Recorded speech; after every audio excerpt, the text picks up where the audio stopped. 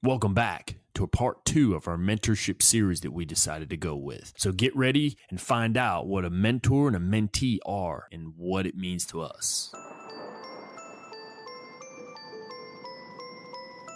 Welcome to the Instinctive Influencers Podcast, a show where influence becomes one of your tools for success. Now, here are your hosts, Brian Weber and Ed Haley. Hi, I'm Brian. And I am Ed. And this is the Instinctive Influencers Podcast. So last week, we got into the whole mentorship aspect, Ed. I mean, I know I took a lot from it. What about you, man? Yeah, last week's show was really good. We talked about really 8 different pieces of mentorship, and I think we really went into mentorship in each one of those pieces. And I gained some stuff. I mean, learned something. So continuing to lifelong learn. Yeah, that's exactly. Yeah, and those eight aspects that we had talked about are 8 elements were direction, coaching, support, goals, training, motivation, advice, and success. And what I'm excited about this is we talked about it and we really discussed what we thought about it and how we looked at it. But now it's how you correlate that to the actual mentor or the actual mentee, like those 2 roles. Because without those 2 roles, there is no mentorship. I mean, period. So, I mean, I think the audience, they're going to see that what we have to say and what we've done our research on, it's pretty informative. And I don't know. I mean, it's a lot of good information we found, man. Yeah. I mean, so once we understood mentorship, right, with the last episode, the mentees, so when we talk about mentorship, for me, I usually think of the mentor having roles and responsibilities, but I really never thought in depth about what's the mentee's roles and responsibilities until we started researching for these shows. So I look forward to learning some more today about their roles and responsibilities and sharing that with our instinctive audience. Yeah. And I would definitely, to tell you the truth, I would tell the audience is as we go through the qualities, because we're going to talk about 10 qualities, discuss those, and we're actually going to link them up to something that you found, Ed.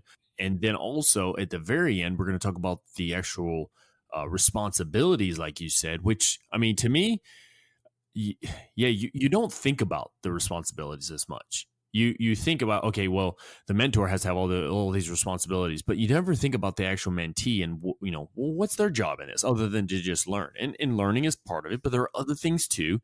And I think it's going to help clear up some of that muddy water, but I think we'll just dive right into it, man. What are you thinking? Hey, all right, let's go into the deep end. All right, to the deep end. 10 qualities of a good mentor / mentee.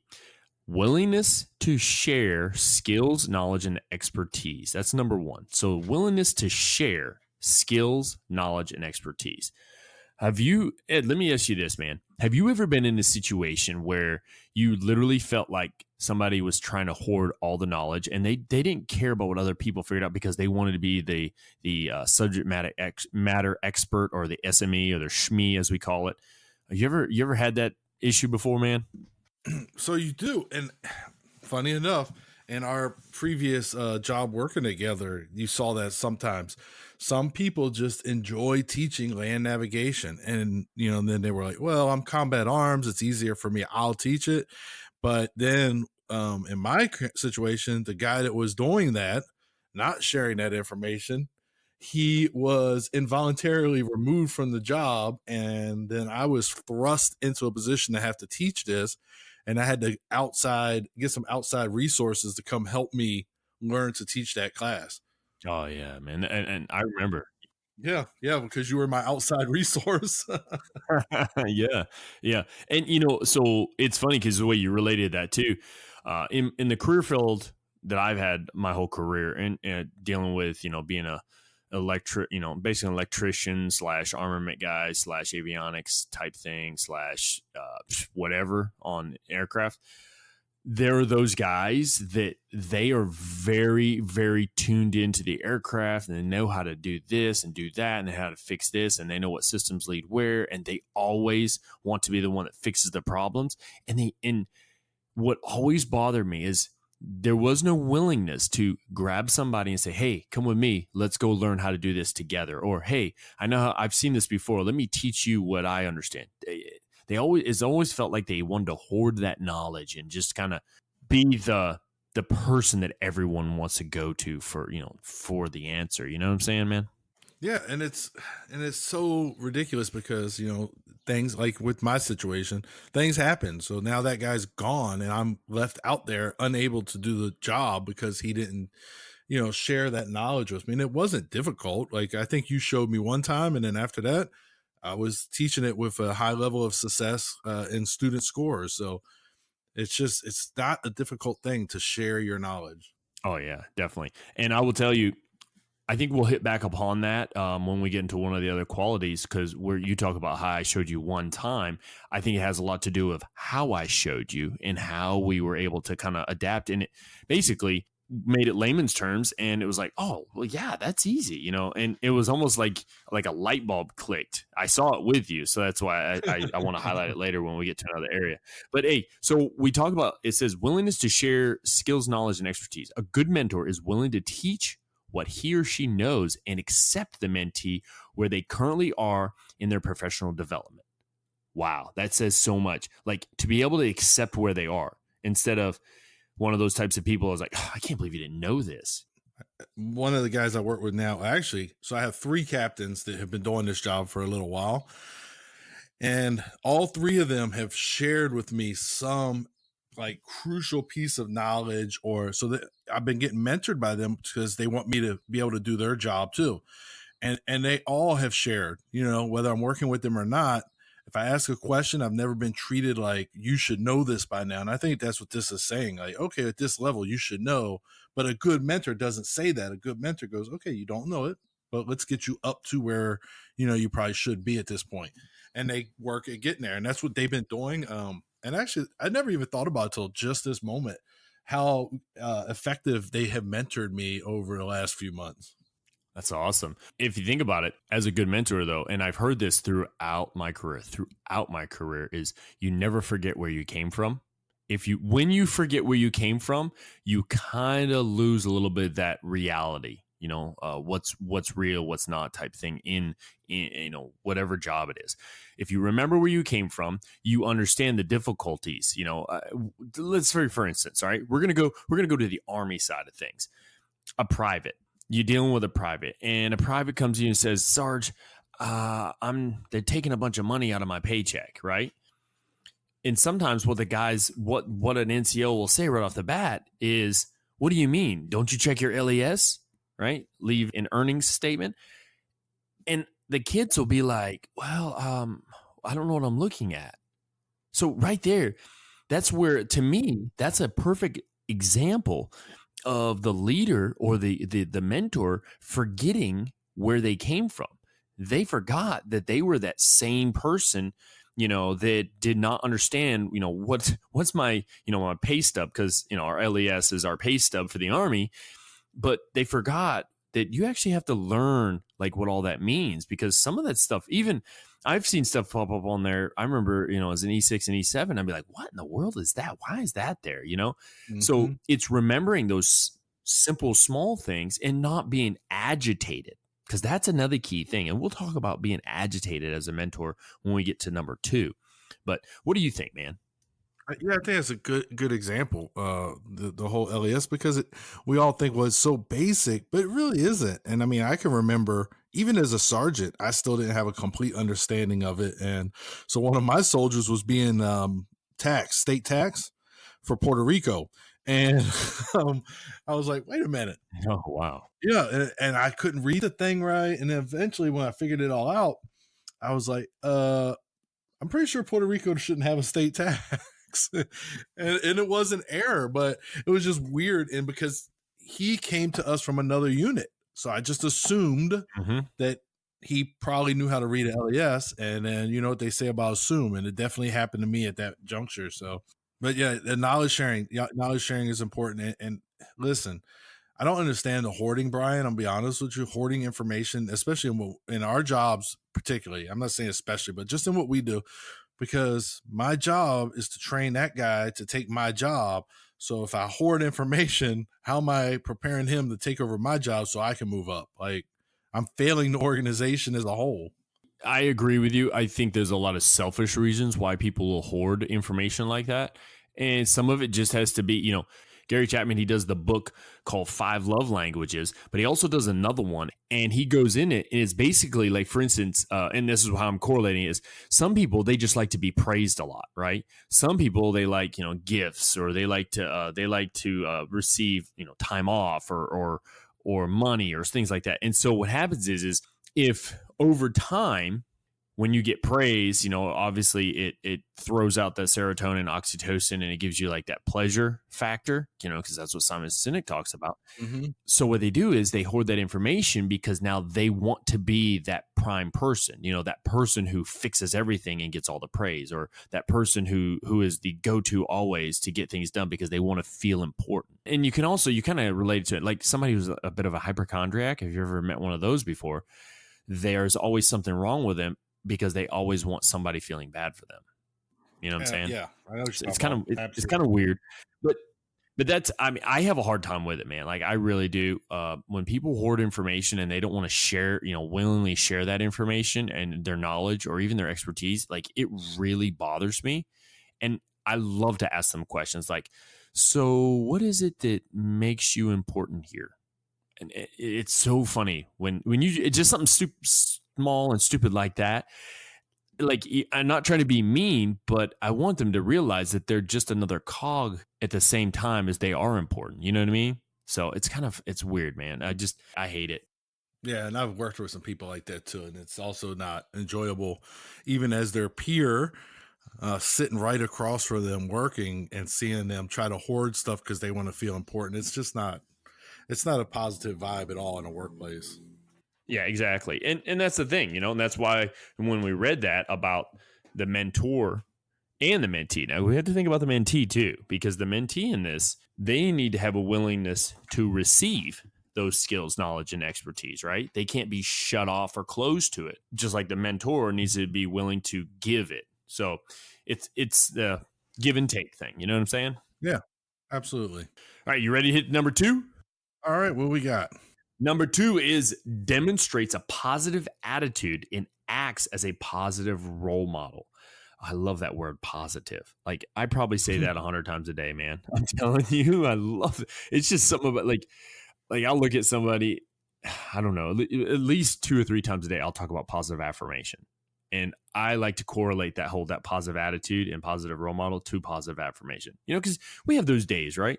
You have those days where you're just like, I just want to go home today, eat my dinner, and go to bed. Yep. Like, you know what I'm saying? Oh, yeah, yeah. Yeah. So when I look at that whole demonstrates a positive attitude and acts as a positive role model, I think that's partly because it is infectious. I think people it's almost like a contagious type thing where if you're positive, then other people will do it because they'll mirror you. Or if you're just positive all the time, sooner or later they got to give in or they're going to be a grouch and go on, where it talks about, what I read here was a good mentor exhibits the personal attributes it takes to be successful in the field.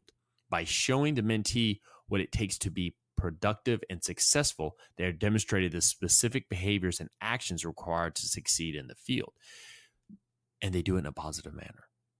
What's your take on the whole positive attitude, positive role model? So the one thing it kind of brings to me is there's a type of a mentor, we call it the anchor, is that type of mentor. And just think of what an anchor does, right? An anchor helps to keep a vessel in place. And that positive role model or positive attitude and acting as a role model. So they're your guide to try to keep you grounded, keep you in place and on the path for whatever you're trying to achieve. So as your mentor, that's what they are. They're your anchor. You know what I mean? So not only, and so the important thing is they don't always have to be within that realm either. They could be an outside source, a friend, family member, whichever. Right. But they're the one, they want you to achieve, these specific things, and they want to help you. And so your anchor is like you. So at the academy, you were kind of my anchor because I could come over there and tell you how I was feeling about something going on in my particular section. You would listen, and then you would come back with questions, open-ended questions to try to get me to think differently or to think more in depth or with think with more breadth to get me to say, oh, aha, got it. And then I would usually say got it and just walk out your office randomly. But that's how you kept me grounded. You kept my ship where I wanted it to be. So that's why that particular thing reminds me of the anchor mentor. Yeah, I mean, and that makes sense. That like that type of mentor being the anchor, you don't want the mentee to drift away. You know what I mean? The engines are off and they're just kind of like drifting in different random directions with no purpose. Which falls kind of along the lines when we were talking about our 8 mentorship elements. Direction. Mm-hmm. Direction is a key thing. So the anchor kind of keeps you in support. Support was one of those things, and it keeps you within that area. That's what the anchor is. But at the same time, I really believe when you said that the mentor needs to be the anchor. They need to be. They really need that within themselves also, because in a sense, you think about it, standards of discipline. We talk about that in the services all the time. There are those people who they just let the standards and discipline kind of fade. Then there's those who are they're stuck in them. So with that, what it is they're upholding that same routine all the time. Let's just think of, we'll change out standards and discipline with positive attitude and positive role model. They're that anchor that you can go to, or you that's always there holding you tight to the positive attitude and positive role model type situation. So yeah, man, that's an amazing tie up to that. All right, so let's go to number 3 here. It talks about takes a personal interest in the mentoring relationship, a personal interest. Now, we talked yesterday, Ed. We hit upon mentorship as being a relationship. Whether it be a live relationship or 2 people actually connecting, or a relationship that's built because you feel like you know that person because they're really teaching the kind of stuff you're trying to learn. But takes a personal interest in the mentoring relationship. Both sides, whether it be a mentee or a mentor. Good mentors do not take their responsibility as a mentor lightly and whatnot. Instead, they feel invested in the success of the mentee.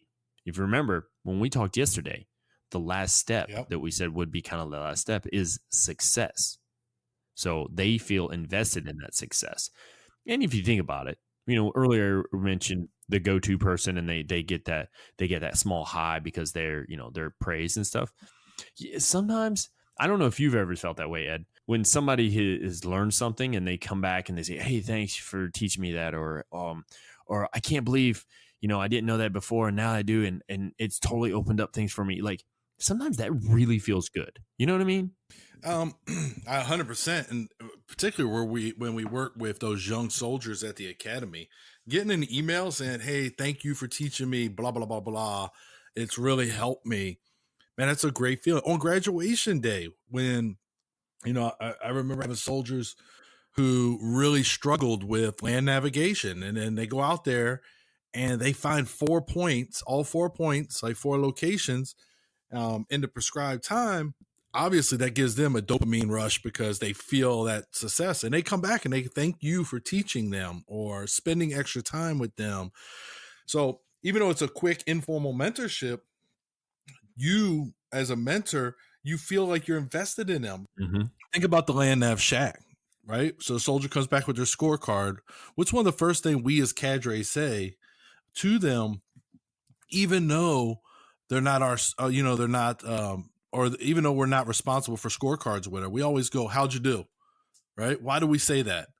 Well, it's because we mentored and helped to develop that skill, and we want to see if they had that success as an informal mentor. Yeah, and if you think about it, that kind of goes back to demonstrating a positive attitude and acting as a positive role model for them. Because when they do well, it's praise.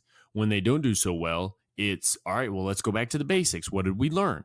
So we're bringing them back to that, that standards of discipline, or that standard, that positive attitude that we learned something, we're going to use what we learned. Yeah. Well, think about when your soldier comes back and says, hey, I got 3 out of 4, right? They still pass, But then one of the first things we say to them is, do you know what you did wrong? Mm-hmm. Right. Well, why are we saying that? Because we're going to be like, oh, so you do recognize what you did wrong to reinforce that skill. And if they say, I'm not sure, well, all right, well, walk me through that process. And then we try to help them find that thing they did wrong. So that's why we had the practice day, right? To adjust those skills as a, temporary mentor for them on land navigation. Yeah, so it's funny you said that. What I used to like to say to kids that would do 3 out of 4, I'd be like, "Was that the moving one?"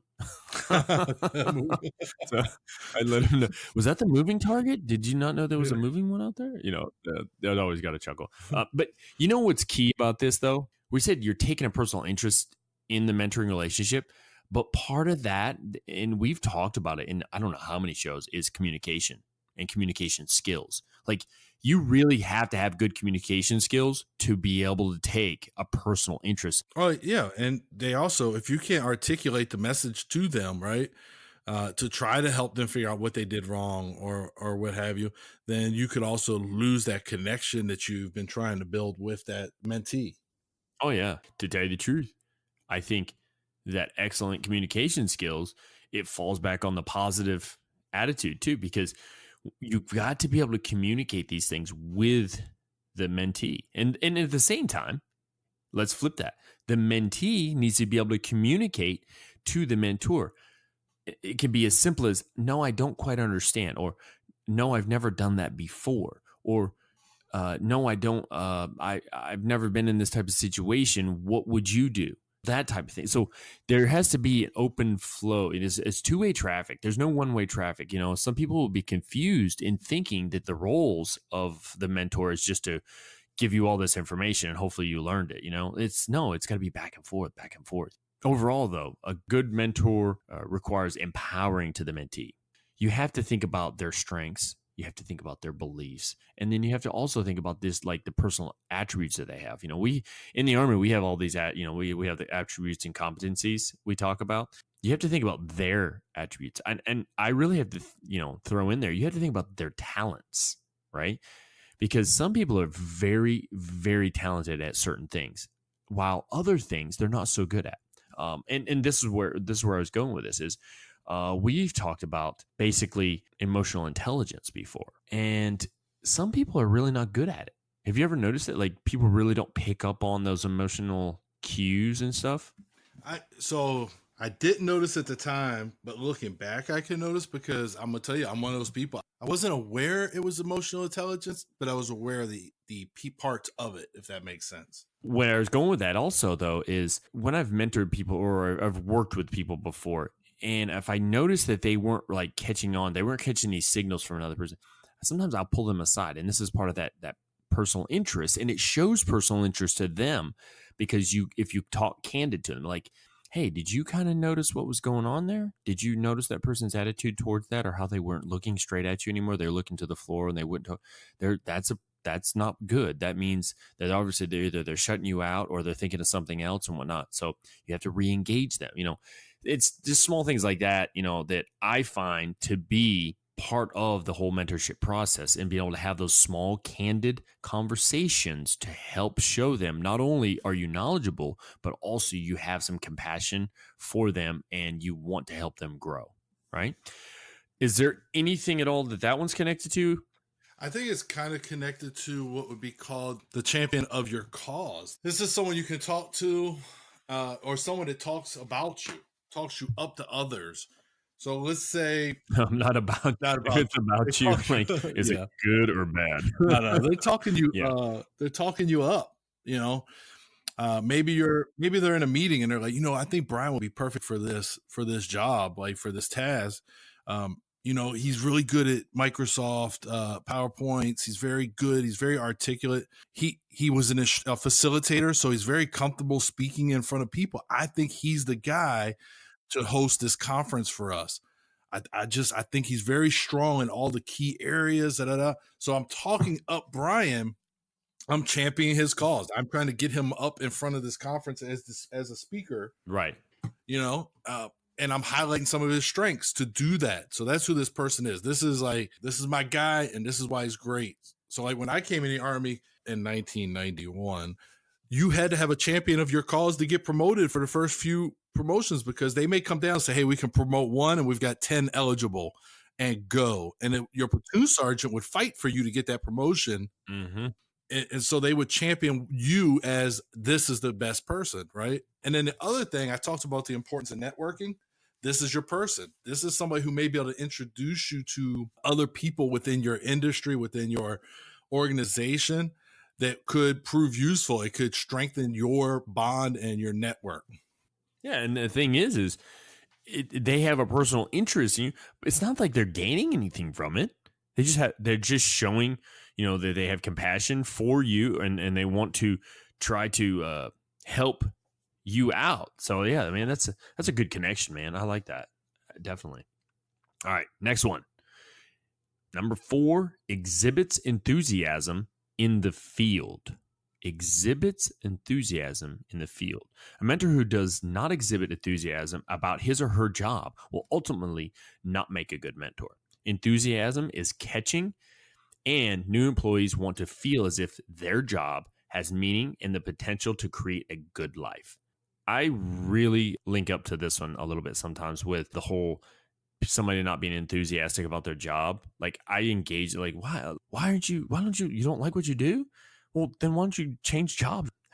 It's kind of hard to attach to you. You know what I mean? It's almost like, oh, well, there he is again. Don't talk to him, And a lot of times those guys, your example right now just made me think, a lot of times those are your negative, we could say negative Nancy, but it could be negative Ned, negative whatever.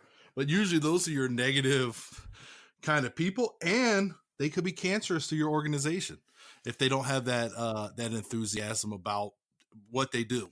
It can be it can almost be difficult too to want to hold a sustainable conversation with them, because it's just kind of like that woe is me type situation, and you're just like, okay, enough, man, stop griping about this, and even though you want to be a good person and leave an open ear to it, it's almost like, oh, look at the time, I gotta go shine my boots. And we don't shine boots in the Army, but I've got to go shine them real quick. I got some stuff to do. Yeah, I got to be anywhere but here with you.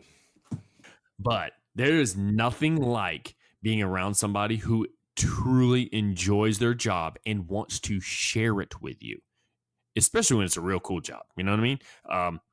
Some jobs, it's just like, wow, that's a lot of stuff. Like, put it this way. I've got a lot of S6 guys.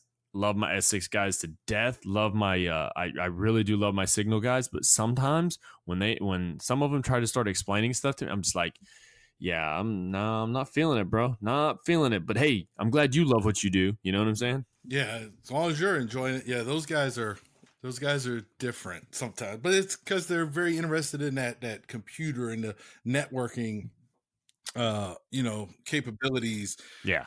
Some people, that's just not your thing, but that enthusiasm also infectious, right? It spreads across an organization pretty quick. And I think that's why sometimes leaders who get down and work alongside their soldiers, I think that's why, they're doing an informal type of mentorship, but I think that's part of that success though, because they get down there and they do it, and maybe they're making the best of it. And then the soldiers like, well, maybe it's not that bad. Look how hard Brian, or look how long hard Matt Sergeant's working. He's excited. He's enthusiastic about it. I should be too. And then they follow that suit. We hope. Yeah, I mean, and you think about it, Ed, earlier we had a conversation before we got on and I started recording.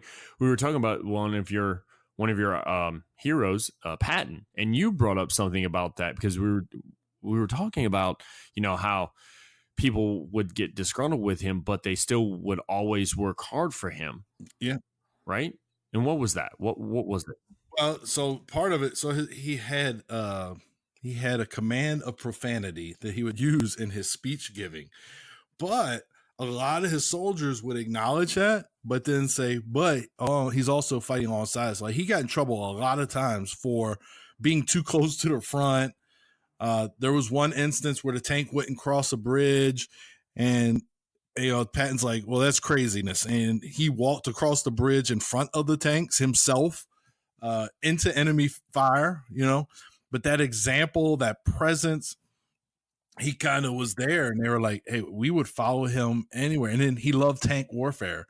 and his enthusiasm for it and how much he read and he studied, right? So his junior officers, they knew this and they saw this, and they're like, he is so enthusiastic about, what the tank can do for battle, that they wanted to follow him and some of his methods, especially in the early development of tank warfare in the interwar years between World War I and World War II. But it just shows, though, he was successful with those who were working with him due to I really feel due to his enthusiasm for what it was. He was a warrior's warrior. That he was. Yeah. All right, so we're gonna hit the next one. The next one, number 5. Oh, number 5. Values ongoing learning and growth in the field. Values. I like, so this one you enjoyed earlier, you enjoyed positive, but I enjoy this: values ongoing lifelong learning and growth in a field. I like that.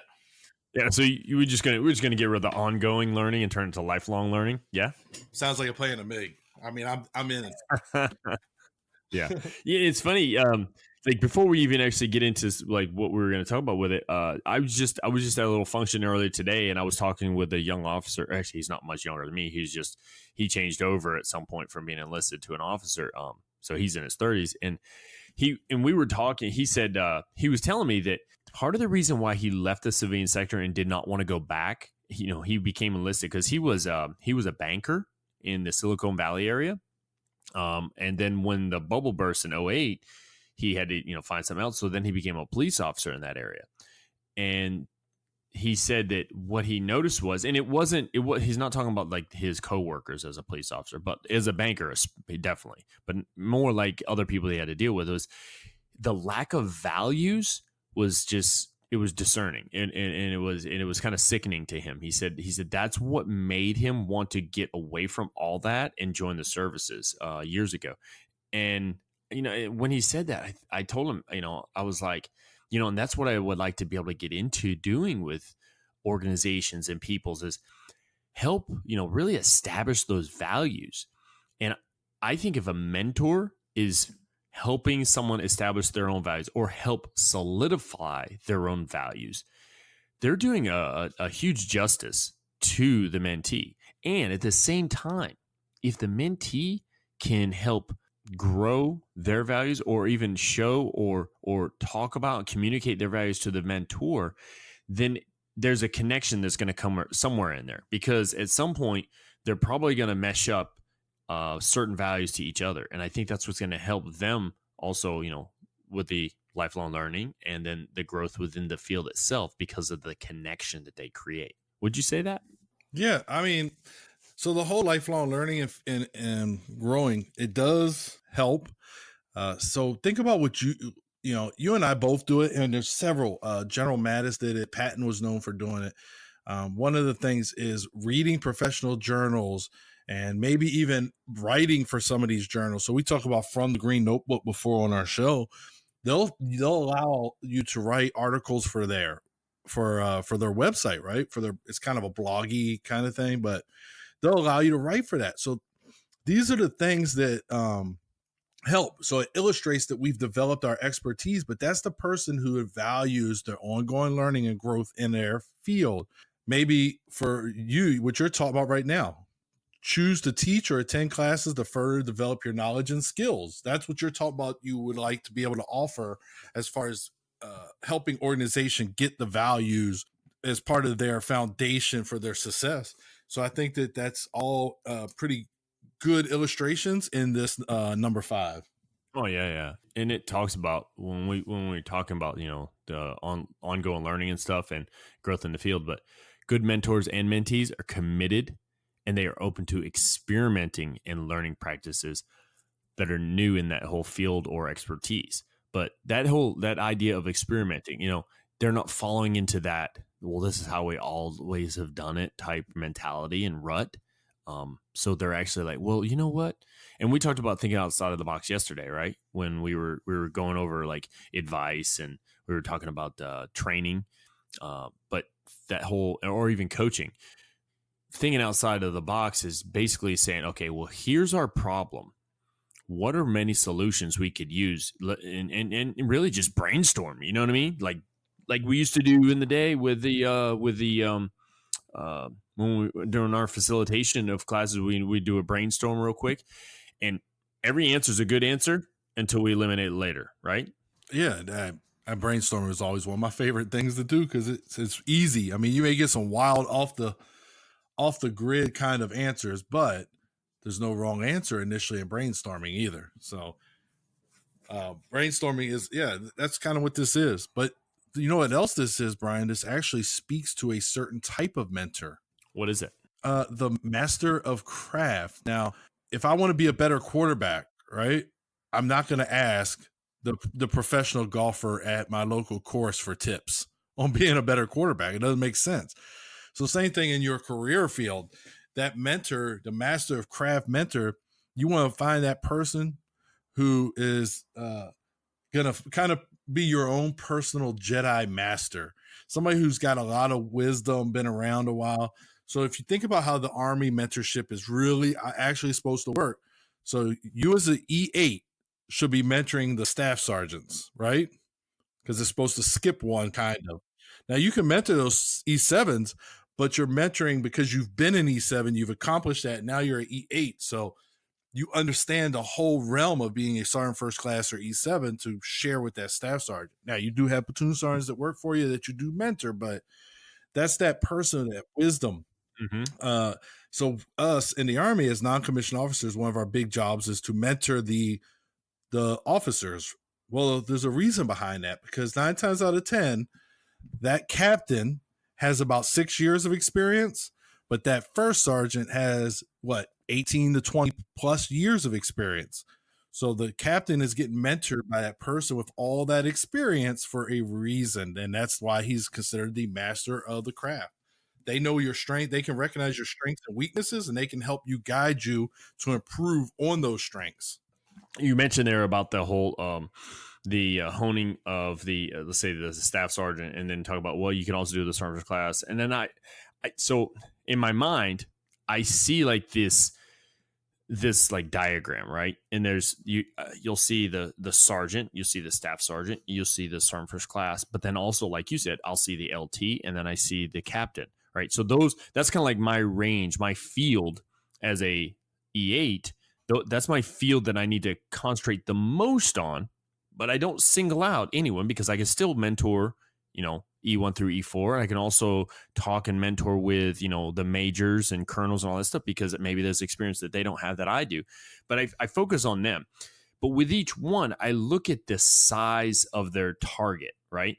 And when I say their target is basically their target is like knowledge of what it is I may be talking about.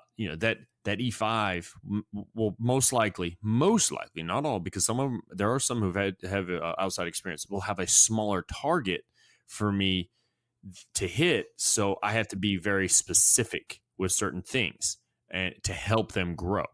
And then, as the rank goes up, the target's larger because they have a broader understanding through experience. So I can kind of like give them generalizations and stuff. It's a lot easier to generalize, and use metaphors and whatnot with an E7 that is for an E5. And that's just me, a sergeant or a first class. And the same thing though goes with the officer side. When I say like an LT and a captain, like two different things. An LT, they're trained in college and stuff, but they don't have the experience. So if there isn't ever an LT, and I'm talking about like one that comes straight out of college, not one who was an enlisted person then and became an LT. If there's ever an LT that says to me, well, from my experience, I'm just gonna look at them as if there's something like they're something growing on their forehead. I'm looking at them pretty crazy, because as soon as you say that, I'm be like, okay, yeah, tell me about your experience. Tell me more about your 6 months of experience. Yeah, and then that doesn't mean I'm not trying to be disrespectful to them or anything. It's just I have a hard time understanding their experience, and I understand they have school experience, and that's great. You know what? I had a young LT when I was going through my college courses that I actually went to him about some stuff, and I said, "Hey, man, when you're in school," and I didn't say, "Hey, man," I said, "Hey, sir, when you're in school and you're dealing with this, and this, how did you go about, solutions for this. And he gave me information. I was like, wow, that's great to know, because that was an area I did not have an expertise in. I didn't understand at the time. So yeah, I definitely think that whole master of the craft, that Jedi, like you said there, the Jedi master, Yeah. it it can be tricky, man, because like you're dealing with different people, and that's the other thing. So I mentioned ranks. That doesn't throw in personality types. That doesn't throw in communication types. That doesn't throw in age, because that's another thing. I'm telling you, age is a difference. I don't care where you are. Oh, trust me. If I'm talking to if I'm talking to a 21-year-old staff sergeant, or I'm talking to a 31, well, it shouldn't be 31 normally, but 31-year-old sergeant, I'm telling you, that 31-year-old sergeant probably knows a little bit more than what's, being led on to be. So, but yes, there's so much there. Yeah. No, so that's funny, because when I came back in the Army, because I had got out the Army, so I was 30, 31, no, 30. So I was 30 coming back in the Army, right? And my squad leader was 22. He was a sergeant. Oh, man. My LT was 24, 23, and I'm 30 years old. And these are the guys that were in charge of me, because I was a private coming back in, so life experience wise, I far exceed their experience. And then I had already had time in the military too. So I have 4 years of experience. So it was a interesting balance to be like, okay, I know this dude's 22 and, but he's in charge. So I had to kind of humble myself a little bit. Yep. But even on the opposite end of that, though, or the other, let's flip the coin on this. You were talking about you were a 30-year-old with a 20-year-old. I was a 23-year-old sergeant who had a specialist who was 32. And I practically had to walk him through life. And all I kept asking myself was, at a young age too, because one, I was very cocky, and then I also was very quick to state my opinion in a matter that I didn't care what other people thought. But I was always like, how does this guy even survive in life? How did he make it this far?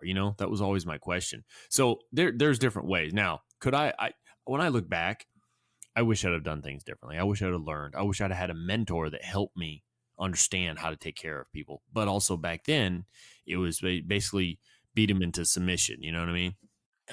Oh yeah, I remember those days very fondly, or not. Yeah. The Army has definitely changed its ways on things. You know what I'm saying? So, so let's, and it's not for the word. I'm not saying that in a bad way. I'm saying it's for the good. There's a lot of good things that has changed, and I'm very appreciative of it. How about that? So, so next one, number 6. You got number 6 here, bud? Number 6. Oh, this one's interesting, because I really think this is a throwback to the last episode, but provides guidance and constructive feedback.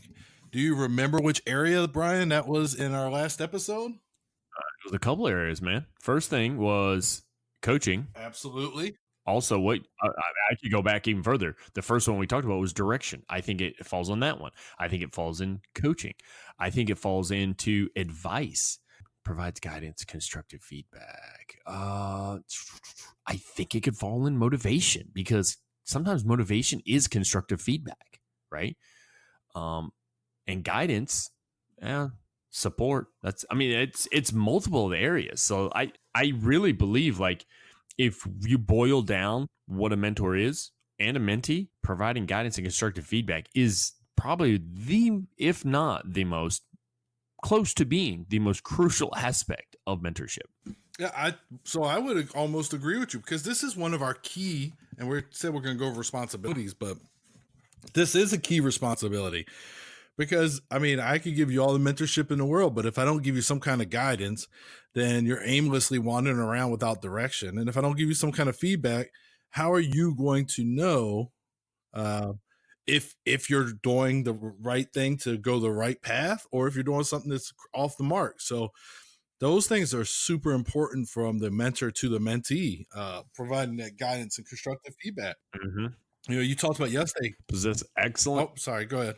It's just another way of, guidance. Think about it. Guidance and feedback. Guidance and feedback are communication. So this is just another area where we have to be able to have good communication skills, and we have to be able to adjust our communication to the personality style of the mentee, or the mentee has to be able to adjust to the mentor because of personalities, and it falls back into that emotional intelligence thing we talk about. And if you really want to boil it down, later on in another episode, we'll probably talk about social intelligence, because that's just another aspect of it to understand. Yeah. And, I think there's a reason that we did communication, influence of communication early in the history of this podcast, because it's almost like every episode communication comes up. So it should show how important it really is. And in this relationship here, that's how we develop. I'm going to communicate to your strengths and weaknesses. We talked about a little bit ago, develop those strengths and weaknesses to improve. Me as your Jedi Master. I just wanted to say I was a Jedi Master. Me as your Jedi Master. That's slash mentor. That's my job. My job is to help you keep improving, and I do that through communicating and helping your professional development. Exactly, man. It's right on with it. You hit the nail on the head. But there comes a time, though, that if we're not able to kind of see through the fog, so to speak, of what's going on as a mentor. Let's just talk from the mentor side, because now I'll hit the mentee side. But to be able to give the right guidance, and sometimes with that, so to me, it can be a scary situation. I don't know how you feel about it, Ed, but sometimes it can be a scary situation for me, because at the same time, I don't know everything. And what if I give them the wrong direction or the wrong guidance, and now something doesn't happen in favor of that person? Now I often feel like I've just done something horrible. I mean, have you ever felt that way before? Yeah, you worry about it. And, as a young soldier, I played the barracks lawyer role for a little while too, until I realized this is stupid. I don't know what I'm talking about, but yeah, it's slippery, because especially when you get into, sometimes soldiers will ask you stuff, and if they get so comfortable with you, they'll ask you personal stuff that could lead to maybe they're going to separate from their spouse, and they're like, hey, what do you think about this? And it's like, yeah, I'd rather stay out of that lane. But even at work, same thing. Like sometimes they'll say, hey, I'm going to try to do this. And so it can be, but that's also why they say that, as a mentor, you're supposed to be, depending on what that thing is, it's somebody who's kind of a subject matter expert, the Jedi Master, like we keep saying now, that I enjoy that. You should be able to make those decisions, or recognize that, this really isn't my wheelhouse, but let me do some research on it and I'll get back to you. And then you can go talk to somebody else and explain the situation without names or any, real details, or try to figure out something else before you give them that guidance that could lead them somewhere else, or make sure that the guidance you're giving them is going to work. It's just one of those things where I often get a little bit antsy about it too, so. Well, it's a heavy responsibility, like being a mentor. Yeah. Especially for, at a senior level like us, because we're so much older than the soldiers. So they really might value your input. And hey, let's think about what it does to your credibility if you give them some guidance that does not work out the way you thought it would. I mean, we damage our own credibility. We damage our leadership capital. Like it's a heavy thing to be a mentor. It's not something that can be taken lightly. And over the last 2 episodes, that's come up several times, that mentors do not take mentorship lightly. And that's why, because it is such a heavy thing. Yeah, that exactly. But then you think about it too, constructive feedback, right? So when you think of receiving constructive feedback as a mentee, because you've been in that role, I know I have too. Sometimes we allow our feelings to be open, or we wear our feelings on our sleeves, and we don't realize that it's professional constructive feedback, and instead we take it personal. Well, and that goes into communication too, because constructive feedback, and I think that's why we talk about communication so much, because constructive feedback can be given in a manner where it feels like you're being attacked. and it's not really constructive at that point, Oh yeah. so that's where that communication piece is so important, because you as a mentor have to understand that if I give this feedback this way, that could be a really bad thing. So one of the things that happened recently, we were practicing drill and ceremony, and the soldier, I did not know this at the time, the soldier has a stutter. So the soldier is very kind of, shy about doing anything where he's going to speak in front of people. So he's out there marching, and I really didn't hear a stutter while he was marching, but he kept messing up.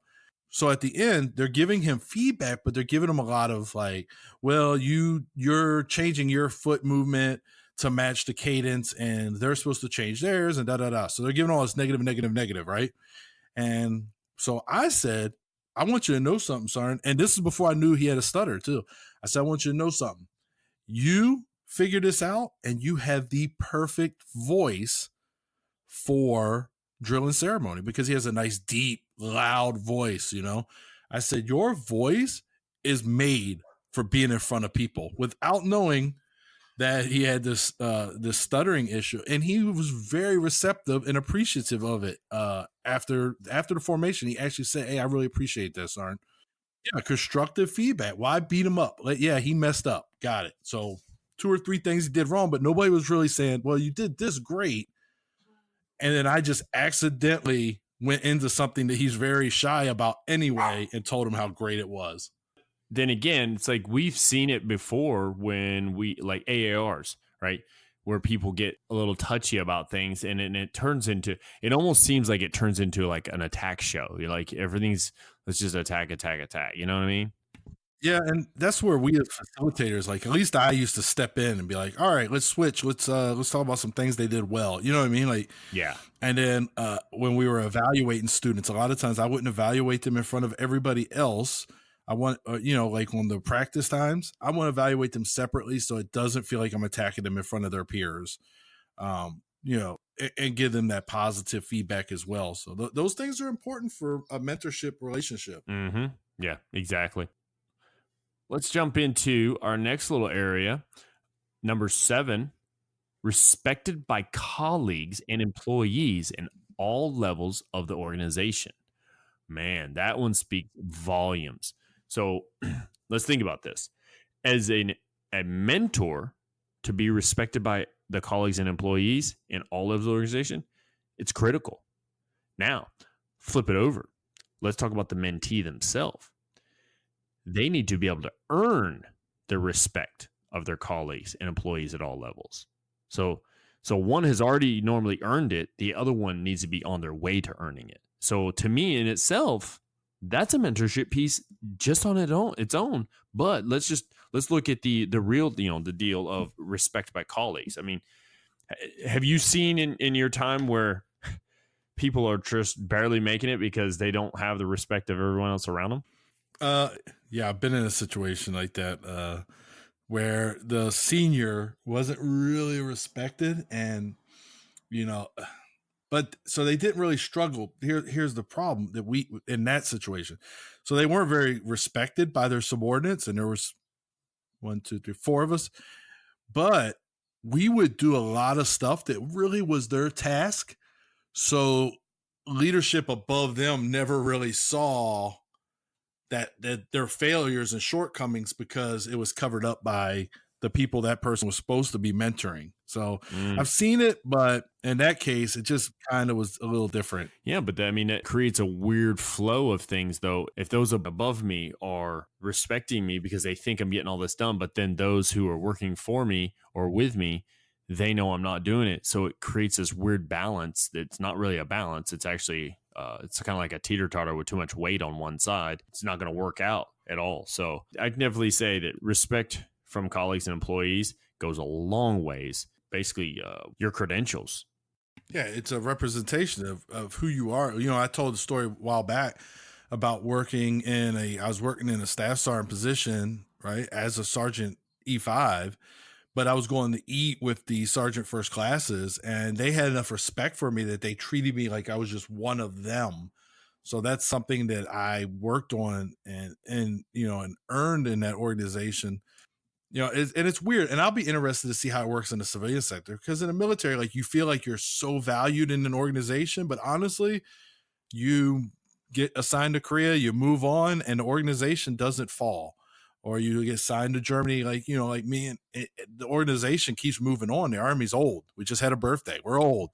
So I'll be interested in the civilian sector, how things work. Like when you have that key cog, right, in your machine, and they get moved to another department, does the machine keep rolling, or does it fall apart? Does it just slow down a little bit and then pick up speed again till it gets back to where it was?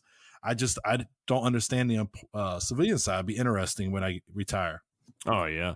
And if you think about it though, we could do a whole show on just earning respect from colleagues and employees. We could talk at hours about that and how it is done, and how another person has to, the mentee would need to pay attention to certain things, just because it's almost like one of those unspoken rules, taking over, leading, mentoring, influencing within an organization, that you really have to be respected by others, or no one cares. Yeah. I mean, it's just that's what I've always felt. I also think sometimes it's just an instinctive thing. Like I've never gone to an organization, okay, got to earn their respect. I just do what I do, and hopefully that happens. I can't really think of it not happening at any point, but even when I went into that last organization we were at, I felt like I was looked down upon, and I just did what I do, worked how I worked until I earned that respect. So I think it's kind of instinctive sometimes, the respect, but I agree. We could do an entire episode on just earning respect. Actually, we already did. You didn't even realize it. I did. I just now realized that We did. It was Pay the Bill for Leadership Capital. Oh, I guess we did. That's it, man. Yeah. That's a complete, no, I didn't even think about it until just now, man. But yeah, that's what it is. It's paying the bill for Leadership Capital. Because if you earn that respect, you're going to have some capital built into it. Now, when we look at that though, is there anything that we could say, hey, this is what it mimics, or anything like that? What mentor? Actually, I feel like it fits into a couple of different ones, not just this one, but there is a mentor called the co-pilot. Mm-hmm. And this is absolutely you when we were working together after we were in different pieces of the organization more, and it was more appropriate. But this is your best work bud. This is the co-pilot is the colleague who can talk you through projects, advise you in navigating the personalities at your company, and listen to you vent over coffee. All right, we didn't vent over coffee, but we definitely did some venting in the office together over pre-workout. This would also be George May. Was one that I would look at, and he was not the same rank as me, but George May is one of those guys that I would call. He was my co-pilot at one point, in the organization. Cortez, Josh Wright. So, but definitely you, pretty much the whole time we were there together, which is funny because our relationship wasn't that before we went there to work together, but not one bit. But it's a kind of mentorship, and it's a kind of mentorship that is best when it's close to or equally reciprocated, and that again, or reciprocal. This is another one, you and I, the same way I did it, I could vent to you. I knew you could vent to me, and it wouldn't leave that room. And I may say, hey, maybe that, these kitty cadre formations, maybe we got to get rid of them, and here's why. And we would discuss. And the Sergeant Major, who I always talk about, he used to do this all the time. He could tell when I was upset, and he'd make me sit in his office when we were deployed, and we would just talk and hash a few things out, and I'll bounce stuff. Now, he wouldn't really bounce a lot of his issues off of me because of his position, right? He really couldn't so much, but maybe some minor stuff, maybe something he's struggling with school, he may put out there, and I'll be like, oh, well, what about this? So this is mutually supporting each other. This is just your co-pilot, your sidekick, your battle buddy, whatever you want to call it. But yeah, this was you for sure. Oh man. Yeah. And you mentioned there, you said vent over coffee. Instead, we vented over pre-workout. So it's okay. Yeah. Pre-workout in your office with your Scentsy burning. Oh, you're making. Well, you didn't have Scentsy. You had the Walmart style. It still smelled good. Same thing. Yeah. Yes, it did. All down the hallway. All right. So we're going to hit on to number 8, sets and meets ongoing personal and professional goals, sets and meets ongoing personal and professional goals. I love that part in there about personal. I truly think a good mentor, they can be involved in both aspects of your life. Now, there are mentors, just professional ones, and there are maybe just personal ones. But, to have that type of mentor where you can work about your personal life on just as much as your professional, that really helps out a lot. Of course, then again, it absolutely does. Yeah, it's not everyone's dealing with the same thing. So they may not be able to help you with everything, or they may not be able to guide you through everything, give you direction. But I'm telling you, with age comes wisdom. And I've often been attracted to mentors who are a bit older than me, because I really want to learn from their experiences. I want to learn from what they have done. And they help us set those goals by giving that information and kind of feeding the hungry beast of learning, of lifelong learning. And they also, not only in the personal side, but also the professional goals. I've got guys that I'd go to church with. One guy named Ray Barger, and he was explaining to me like some of the stuff he used to do for work. And I was like, man, that sounds just like X, Y, and Z. And he's like, that's exactly what it was. It's just they didn't call it that then. And I was like, oh, that's just awesome. And it was really about leadership. It was about creating leadership within that organization.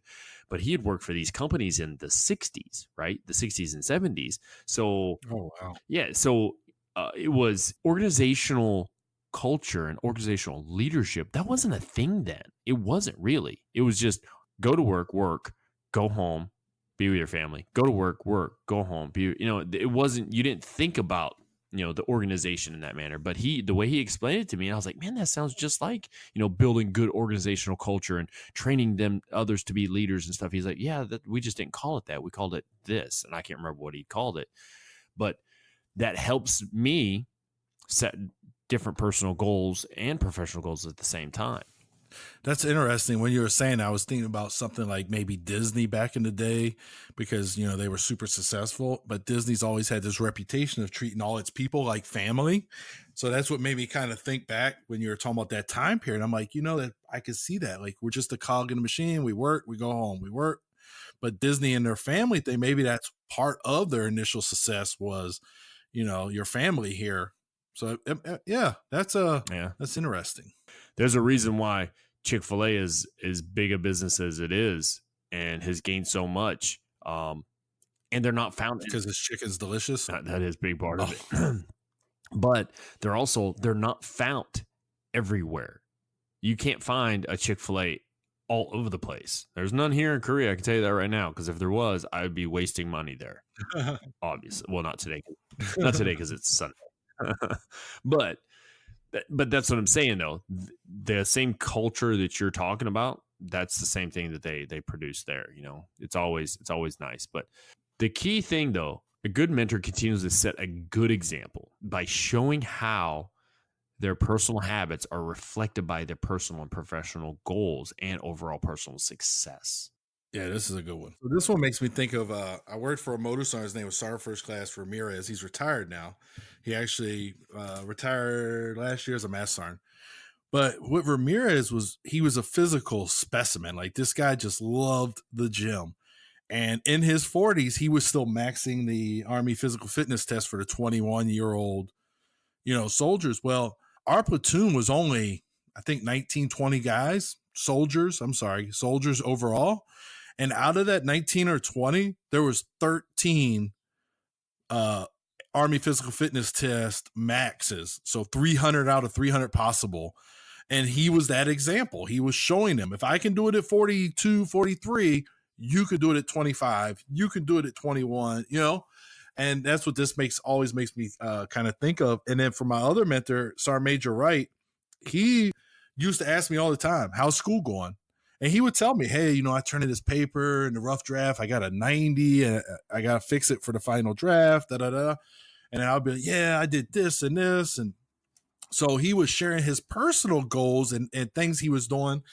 He was one of the first ones that got me to start staying after work when I was deployed to do homework instead of trying to do it on bad internet in my room. He was doing it. And I was like, what are you doing? Why are you staying so late? And he told me, I was like, that's a good idea. Sergeant Ramirez, to this day, I go to the gym at 5 o'clock in the morning. That's a habit I picked up from him and his example. So that's what I think of when I see this, is those two gentlemen who have been mentors to me in the past, and their example, one professional, one personal. Exactly. It's the give and take thing I talked about earlier. You know, they're setting that example. And you're basically seeing it, you know, and sometimes, you know, we talked earlier about communication, right? And how communication is a needed thing, and you have to be able to, you know, communicate back and forth. But sometimes just the visual is a communication, you know. For instance, if I see somebody and they're, you know, walking across a parking lot, and then I see them turn around and go back and pick something up, I think to myself, well, that was a good thing to do, you know. And then later on, maybe I'm walking across and I see a piece of trash, and I'm like, oh, let me grab that. I'll pick that up.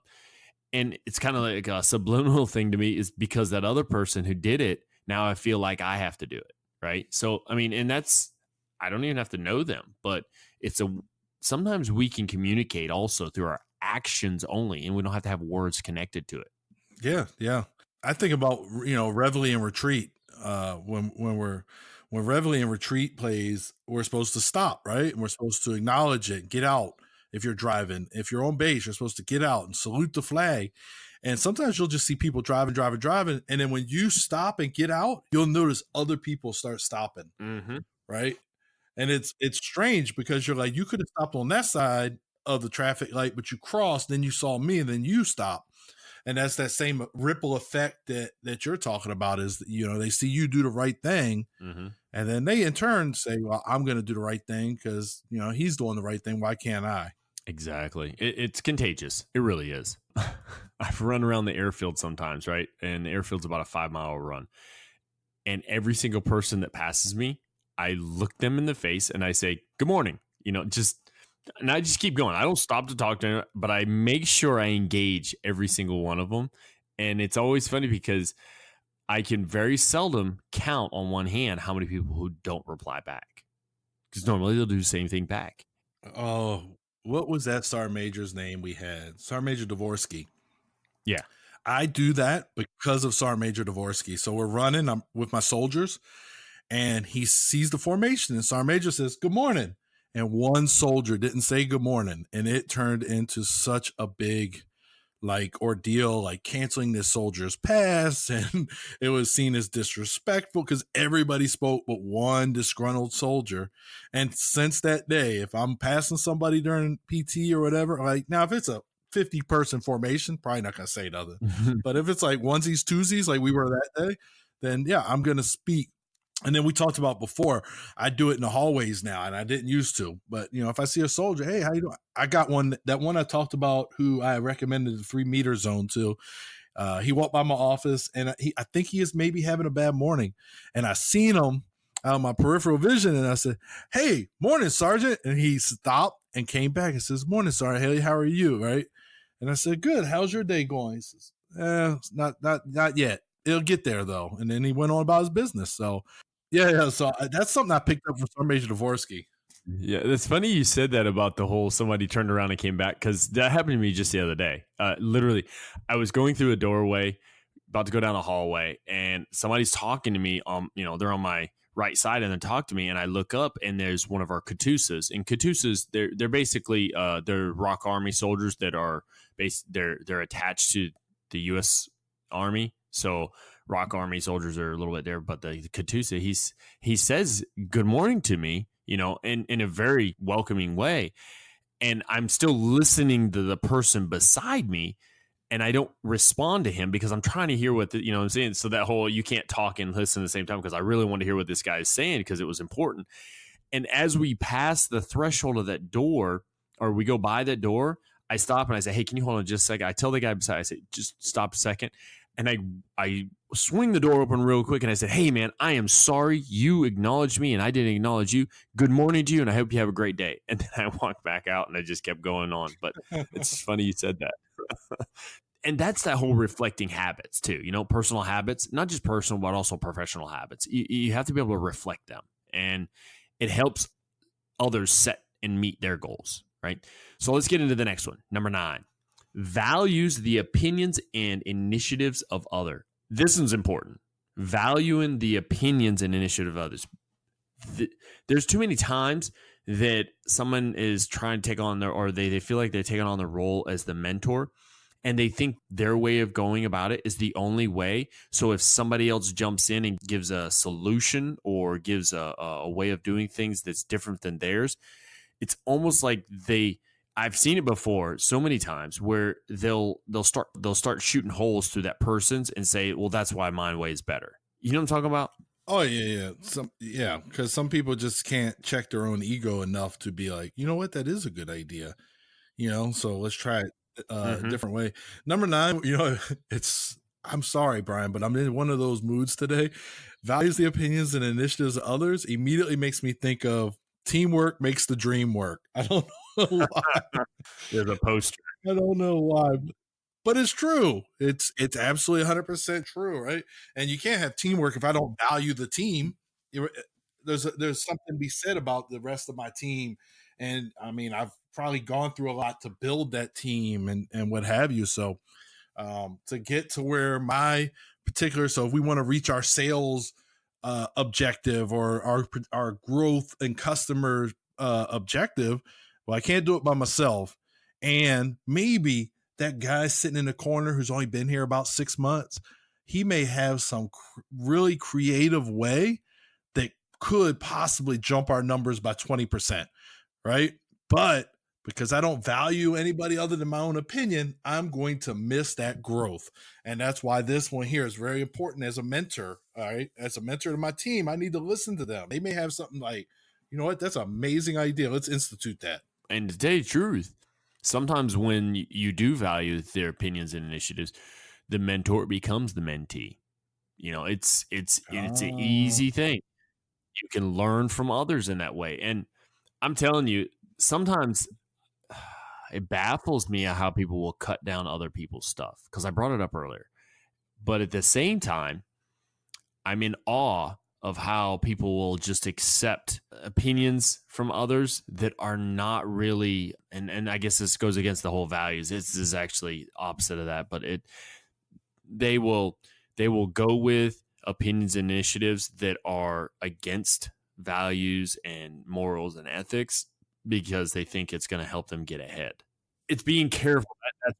That's why I'm glad it says values the opinions and initiatives. I like to correlate if I value you, I also have values within me to value you. You know what I'm saying? Like, so I like to measure it, what's being given off of my personal values or my professional values and ethics and morals and all that. So you have to be really careful, because sometimes just because somebody says something, and let's say somebody outranks you, right? We're both senior enlisted guys, but let's say it's a colonel, a full-bird colonel, and this isn't any particular one. I'm just making this up, so I don't want anybody to think I'm like talking about anybody. It's not anybody. I'm just making it up. But a full-bird colonel says we should do X, Y, and Z this way because blah blah blah blah. These certain aspects of it, I see this, and I want to be able to make our fighting force work this harder at this area because it'll be better. And then you're thinking, once you start going through your head about it, and you think, well, did he really think that through? Because that requires this, and it requires that, and you may not be able to do this because you don't have this over here, and you got to do that, and you're like, wow, I don't really think he thought that through, but everybody's shaking their head yes because they all want to agree with the boss. You know what I mean? Like, yeah. Instead of like really thinking about his opinion and initiative a little bit, and then maybe adding your piece to it to make it better. But people will just, they do the head up and down nod and oh yeah, that's great, boss. Yeah, good idea. That type of thing. Yeah. I've been lucky. So where I'm at now, there's a lot of opportunity for that kind of stuff. Like, just agree with the boss. And I'll be honest with you, the senior officers here, they're very open to listening to their subordinates and the lower ranking captains and what have you. And so it helps because, let's be honest, I mean, they can't be at all places at all times. That's why this thing works. And, so they, as mentors to these junior officers, they can still learn from their mentee. And sometimes in these meetings and stuff, these junior officers aren't afraid. Some of them aren't afraid to step up and say, "Hey, sir, I mean, that could work, but I think this is a more viable course of action." And as long as they come with the 5 W's, he'll listen, and he may be like, "Hey, you know what? That I didn't think of that. I'm glad you brought that up." And that happens a lot, believe it or not, in these meetings. And you know what I can tell you too? An easy way to show that you value somebody's opinion and initiative. This is an easy way. It's a foolproof. If you do it, you'll get total credit for valuing somebody's opinion and initiative. Is actually listen to what they say, but then if you don't want to use everything, take elements of it and use it as part of whatever the solution is or whatever you need to do. Say as a mentor or a mentee, and then credit them for it. And say, yeah, I really, to tell you the truth, I got this idea from such and such. They brought it all up. Really, this is their idea. I just took all the elements of what they were talking about and I placed it in this. And without them, we would never have been successful. Yeah. Yeah. Off the bat, right there. You're creating a positive environment. You're valuing, you're reinforcing how you value their opinions by using their opinions, right?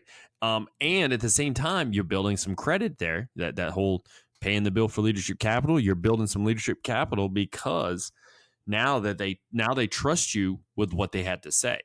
And let it be something that's said in private, and then you do it and it works out well, right? And you give them the credit. Oh wow, you're talking total credit, or for that goes to them. That's going to build the environment exponentially. Yeah, that's excellent. I mean, you got everything is situational, right? Like here, you may get a senior person who's never been to Europe, but you have this captain who this is their second time in Europe and they've been here for 2 years now. They're probably going to have a better idea of how things operate. So when they go to these briefings and then you listen to them, you're going to learn about, hey, this is how things operate in the Netherlands, or this is how things operate within Germany. And that senior officer or enlisted advisor, they gain some knowledge. So, and all that's called the reverse mentor. That's the type of mentor that is. Mm-hmm. Exactly, man. And it's very key to being a mentor, and it's very key for the mentee to pay attention to. All right, so let's move on. We're going to move on to the last one, number 10, and I have a story to tell you for this one. All right. But before we get to that story, motivates others by setting a good example. We talked about this yesterday. I said yesterday. We talked about this last week when it comes to the mentorship elements that we had discussed, because one of those elements was motivation. So it says set a good example. When I was in high school, played high school football, there was this guy named Timothy Wright. He had played like 3 or 4 years, or three of the high school years was soccer, and then his senior year he decided he wanted to be a football player. And he was very rugged, tough, fast. You can definitely tell. It's like you see him, you think, man, why didn't you just play football all of the years of high school instead of soccer? But he came out there to the practice one day, and he had a piece of tape on his helmet, and it said LBE. And he just all day.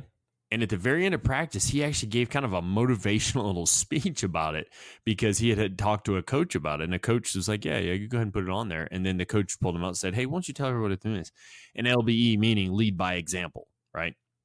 Now, this particular guy, I can tell you, I've always looked up to him. He's on my Facebook, and he went to West Point. He's a West Point grad.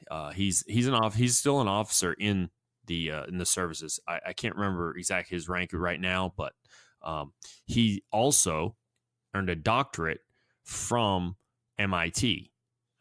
Extremely smart guy, like really smart. And I want to say he's in the infantry branch. So, but he is, just phenomenal person. But every time I hear lead by example or set an example, my mind goes back to him and how hard he always worked. Everything was 100% with him. It was no sandbagging, whether it be schoolwork, whether it be playing sports. He played on the basketball team. Everything, he always went 100%, or he always gave it his all. And I can tell you right now, like, he is one of those people that motivates others by setting a good example. Yeah, I mean, that's an excellent story for that particular thing of motivating with the example. I was like, what's LBE mean? I was trying to figure it out at the beginning of your story, but yeah, no, that was a good story for that example, Brian. Interesting. I'd be interested. Well, he's a West Pointer, so I'd be interested to see where he's at, because they are very competitive and they tend to advance at a rapid pace. So that'd be interesting. It's funny you said that about being very competitive. He was always competitive, but I just saw a post just recently. You know what? Now it reminds me. I think he's a battalion commander.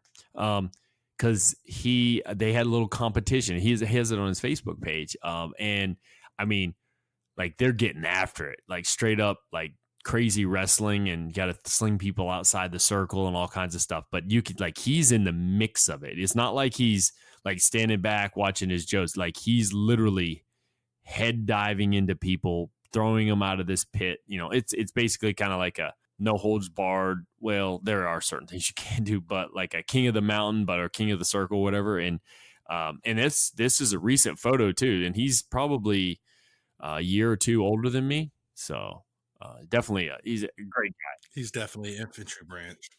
Yeah. Oh yeah.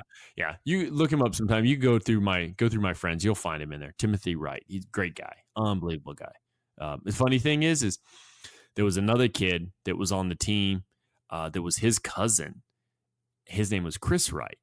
And Chris and Tim were both cousins, another distant cousin of an old squad leader of mine. I had no idea.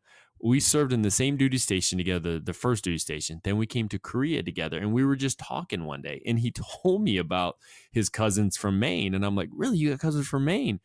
And he told me their names. I'm like, you're kidding me. The Wrights are your cousins? And it was just crazy to know that was his cousins, and I'd known him for quite a few years. Well, at least 3 years, and I'd finally found out who his cousins were, and I was like, "This is insane," So down memory lane. Anyways, we just went through 10 qualities of good mentors / mentees, defining them. Now what we have is we want to present the last piece of this, the last piece of the whole mentorship, mentee, mentor. And what it is it's dealing with the responsibilities of each, because there are responsibilities for each. So let's get right after it. Let's talk first about the mentor. What are some of the responsibilities of the mentor, Ed? So responsibilities of the mentor. All right. The first one, Brian, is going to start with assisting my mentee in identifying professional and personal growth goals and objectives. And we talked about that a little bit earlier, right? So we got them some direction. I also have to assist the mentee in establishing explicit goals and objectives for the relationship. So we're going to talk about goals for us moving forward as a team. Assist your mentee in developing and maintaining the mentoring agreement. So I didn't know what this was, and I went and looked. And basically what it is, there's some organizations with, we talked about yesterday, with mentorship programs, and they also have agreements that they enforce when they put these mentor and mentee teams together. For us, a few of these I would put to our developmental counseling, really, because we're going to sit down and develop your goals, and we're going to have an agreement really on paper. So that's kind of what that is.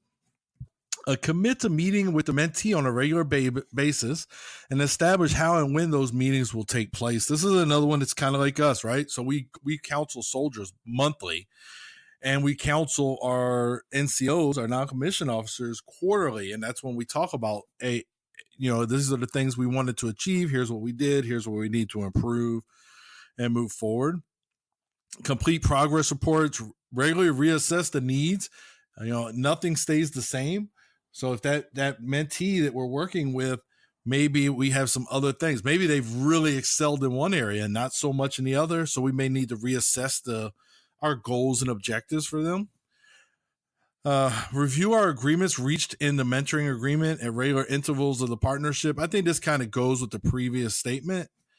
And then this is big to me: maintain the confidentiality of the relationship. I'm not going to, have my mentee in and we're going to talk about these things, and I'm going to go, Brian, this is ridiculous. You know what he wants to do? You know, he wants a Porsche in a year. Like, that's nobody else's business. That's something we're talking about. So those are just a quick overview of some of the responsibilities of the mentor. And I feel like we really don't have to dive deep down into the detail, because really we've been talking about it over the last 2 episodes here and there, every one of those things. Yeah. Well, and I think the what I'm going to cover here are the responsibilities of the mentee.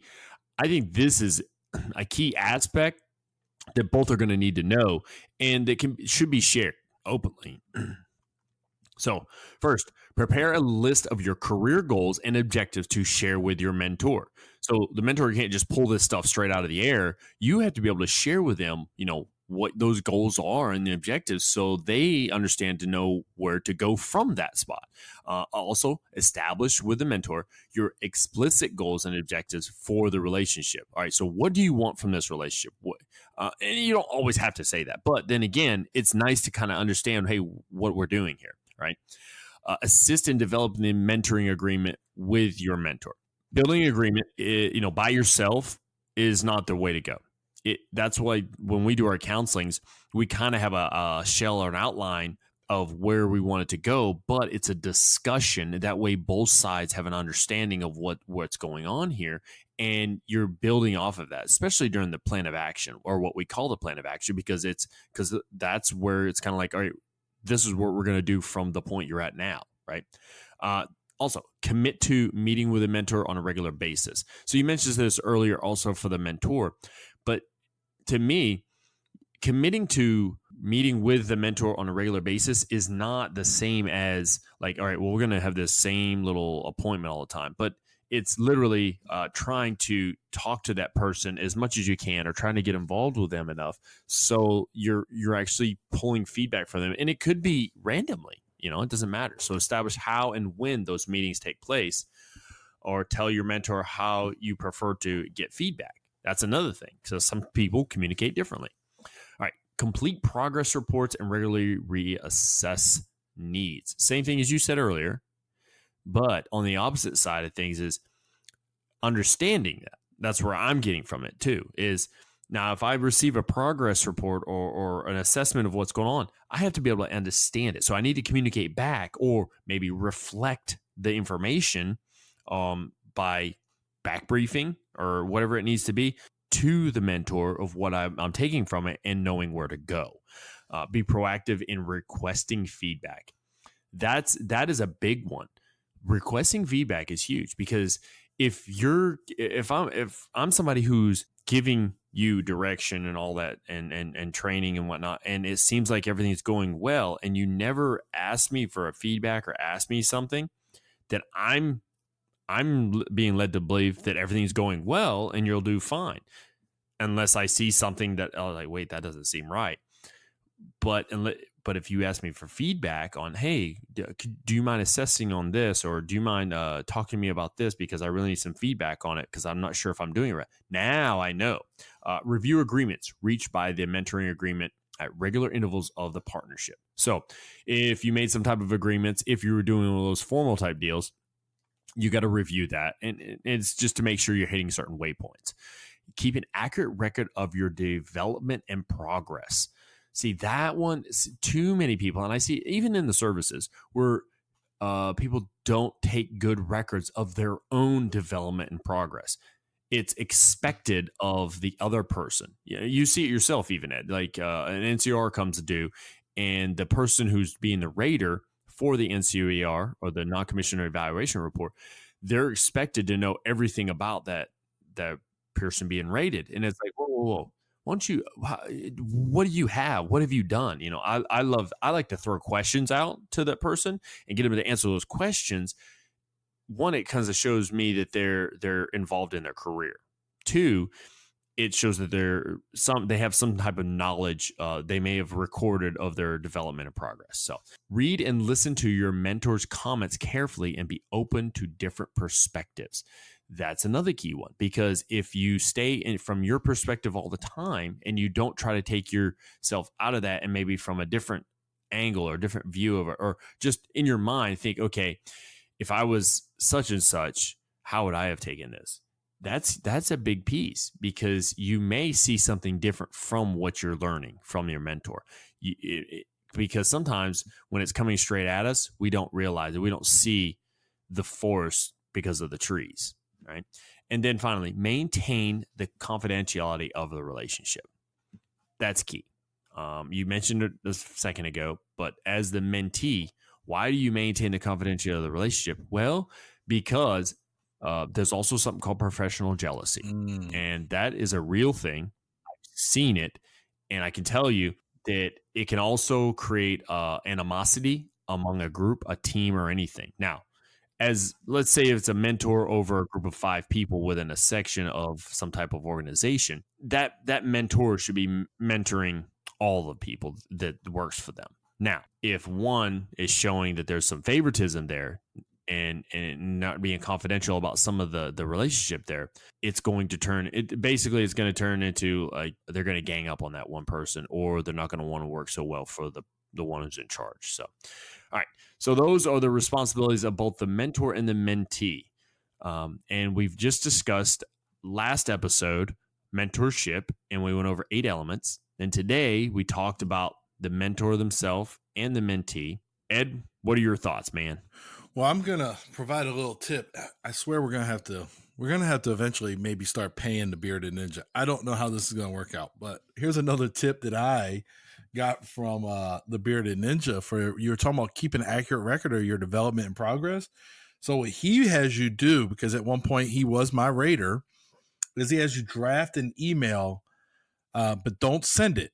Keep it in your in your drafts folder or whatever folder you got there. And each time you do stuff that you feel like should be on your evaluation or that you'd like to talk about during your evaluation, you add it to this email. And then at a certain amount of time out from your evaluation being due, he would tell you, now email me that, send me that email. And that would help him. So for like your quarterly counseling sessions with him, you would send him this email, and that would help him to develop, and it helps you to not have to sit there and go, well, what else did I do? I know I did something else, because you have a working copy all the time. Just something that he gave me that I actually have a draft email right now to my raider in my Outlook account, and I add to it every time I do any kind of briefing, mission, whatever stuff that could go in my evaluation. So it's something I got from him. Yeah, that's a good method. I like that. And to tell you the truth, that's the first time I heard of that. I never heard that one. Really? He never talked. That was his thing. Draft it and don't send it, and just keep adding to it, and then send it. He'll tell you, hey, I got to type up your quarterly counsel and send me that email, and you'll send it to him. And he'll put that in your quarterly, and then at the end of the year, he'll say, all right, now send me the one for the whole year. Yep. Yeah, and then you have a record also that you always go back to. That's pretty good. Wow. Yeah. That may get stolen, huh? Yeah. I felt like these past 2 shows, it was a lot of information. It was a lot of discussion upon, with you and I. So that made it a big thing. I definitely could say that from all that information, what I'm gathering is, just like I said in the beginning, it's a relationship, and there has to be a lot of communication. Yes. And understanding. Yes. So yeah, definitely. So task wise, I got a task going on here. So last week for the episode 33, which was the mentorship show, we asked about what your personal definition of mentorship was, and do you have any additional elements you wanted to add to it? This week is very similar to that in a sense, but we're actually going to focus on the mentor and the mentee, is because we talked about all the qualities, the 10 qualities. My question to you is, what's a quality we may not have hit upon for the mentor / mentee that could be a good aspect to really like, wow, you know what? Yeah, that's definitely awesome. Something that's going to help other listeners also. So think about yourself as being the mentor for a moment in this, and answer what's another quality not mentioned in this week's show. Interesting. That others could learn from. I'm here racking my brain right now, Brian. Thinking. I can't think of any right now at all off the top of my head. But give me about 10, 15 minutes, and I'll be like, oh yeah, I didn't think about this one or that one. Yeah. So with that, Ed, you got anything left for the audience? 101 Influence at Instagram, Facebook, Twitter. Go out there and look for us. Also, the instinctiveinfluencers.com website. The website's there for you to review and read, look over. So those type of things, we appreciate any support that we can get from those different avenues. And we look forward to hearing from you on this week's tasking. Absolutely. I have a tasking as well. Oh, you do?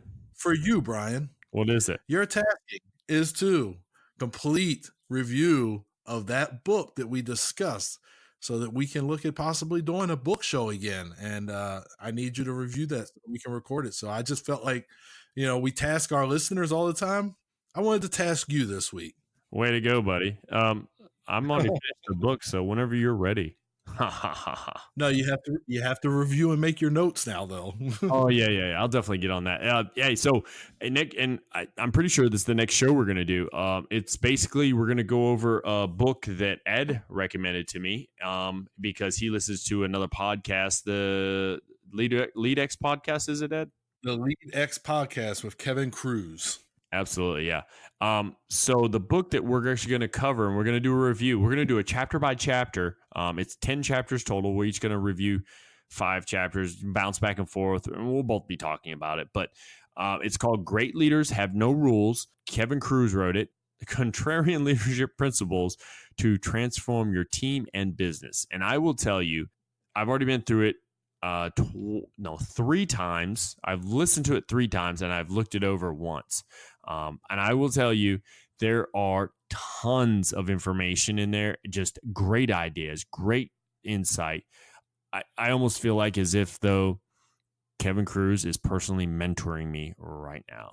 That's how good it is. But great book. Informally. Yeah, informally. I can't wait till we discuss it, man. I think it's going to be a good discussion. I think listeners are going to like it themselves, and they're probably going to end up buying the book. Whether it be because I got the Kindle version, and you have the hard copy. Yeah, I got the hard copy. I actually pre-ordered it when I heard about it. So yeah, I got the hard copy. Yeah, so I'm supposed to pre-order something else. So we may want to make sure that both of our copies match up, unlike last time, huh? Yeah, we'll verify it. Oh, that's what Mr. Cynic has a new book that is coming out in July, just so that you know, Brian. Is it July or I was looking at pre-ordering yesterday. Is it July or October? What's that? The Infinite Game. I think it's July. Okay. Yeah. All right. It's July. So. Yeah, I haven't. That may be a future episode. Oh yeah, I haven't pre-ordered it yet, but I'm definitely gonna pick it up because I love his work. I love what he does. He is also someone I consider to be a mentor in understanding things. Just how he, I guess it's just how he talks about things. But all right, I think we've discussed enough today, and listeners are probably wondering if I'm ever going to shut up. So with that, I don't think they are. Our listeners aren't rude. Oh no, we have a lot of Canadian listeners. They're not rude. I don't know very many Canadians, but okay. Other than your wife. But hey, it's been great. Thank you very much for the support. Ed mentioned the Facebook. He's mentioned everything else earlier, so I don't need to reiterate. But hey, go on there, check it out, do the task. Without further ado, I am Brian. And I am Ed. And this has been the Instinctive Influencers Podcast. We thank you so much for listening. Have a great day.